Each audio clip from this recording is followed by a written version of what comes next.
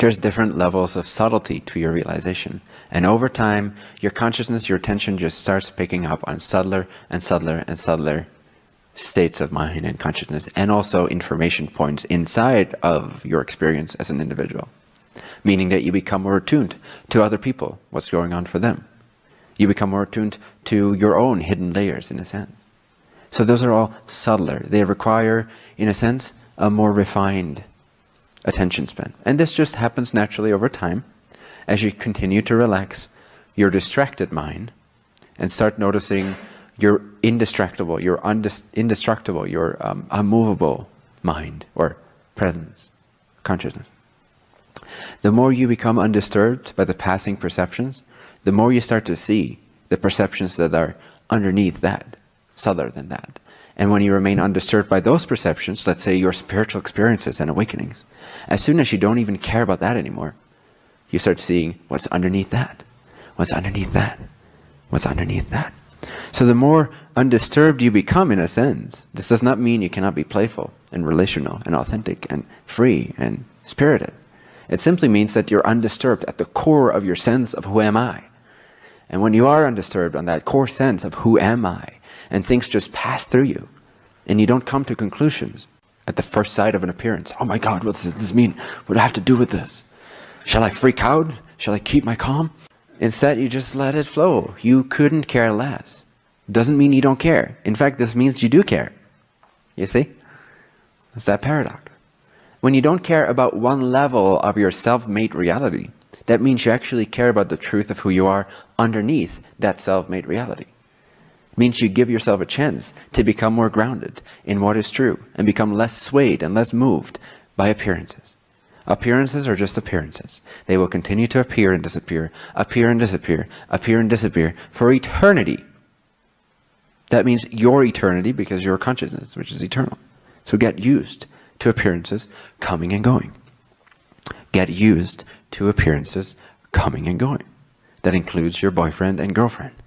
That includes your children. That includes your parents. That includes your friends. That includes your career. That includes your money. That includes everything. Everything will always continue to appear and disappear.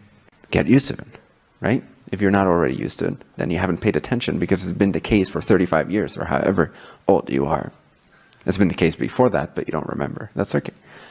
But at least for now, you can see that. If you're still latching onto appearances, you've not learned a damn thing, which is great. Learn now. See that it doesn't serve you to be swayed by appearances all the time. It doesn't get you anywhere. It just gets you to where you already are. It gets you stuck. Same place, same frequency, same paradigm. Maybe miniature changes. But when it comes to that real sense of alive discovery, of being an adventurer, a cosmic adventurer in a sense, being an astronaut of consciousness, an ancient astronaut of consciousness, of the inner realms, which is everything, because everything is inner to consciousness, then you start changing with the changing, and or not being moved by the changes at the same time. Motionlessness and the ability to change with the changing are the same thing. But to be distracted by appearances, to be reactive towards appearances, is not going to do you any good. It's not going to get you anywhere new. But feel free to continue to play in that way. You are unconditionally loved, after all. But just look at your life.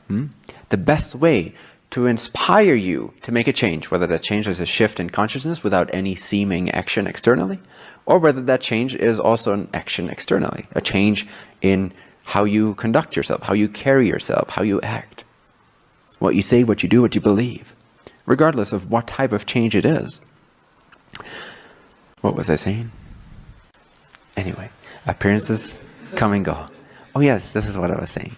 I was saying that look at your life so far and see that it hasn't served you. So the most appropriate, in my experience, the most intimate and sort of focus on your own experience way to inspire change, to inspire transformation in yourself, which is not a bad thing. People often equate it with beating yourself up. But I love kicking my own ass.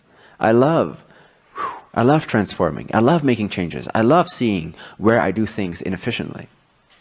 You got to develop a love for change. Because if you don't, you're going to end up with only self-realization to some extent. You can just peace everything away. Peace, man. which is great. I mean, it's awesome. If you can do that, it's awesome. But also, what's even more epic is to be able to be the change. To be the change because you know you are changeless, because you know you're formless, and formlessness and form is one and the same thing.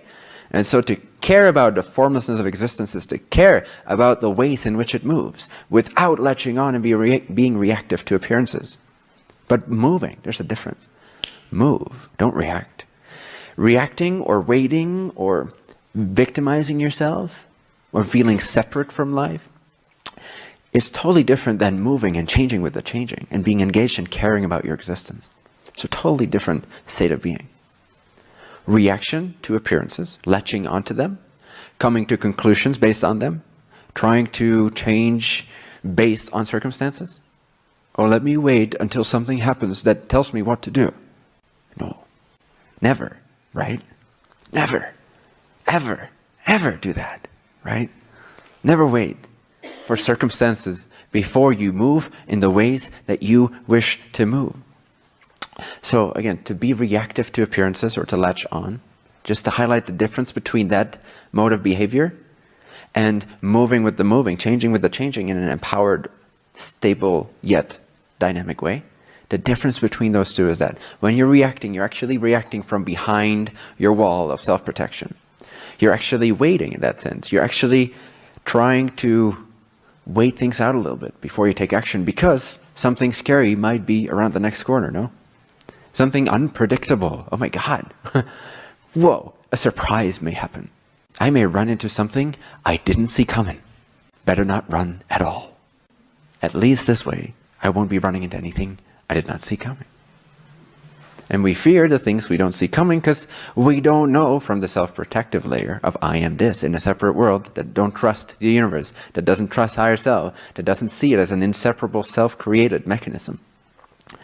From that space of limitation and separation, we fear what we don't know, we fear what we can't predict, we fear what we can't control, because control and manipulation has kept us safe, or so we thought. Miserable, but safe at least, right? So don't wait, start expanding now. Don't wait for anything. Be who you want to be to the fullest of your ability.